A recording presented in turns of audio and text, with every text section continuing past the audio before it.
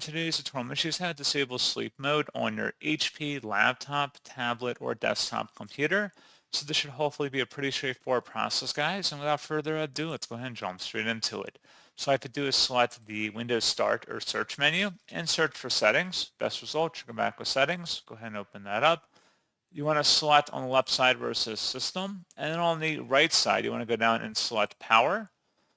And then you want to go down to the screen and sleep timeout section, expand that drop down. And then if you're on a laptop or tablet device, there may be two sections for battery and then plugged in. You can make the same selection choices for both, which would be to click the drop down next to where it says make my device sleep after. Clicking that drop down, select never.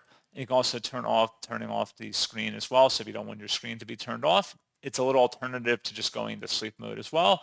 You can set both of these to off here. And that's pretty much it.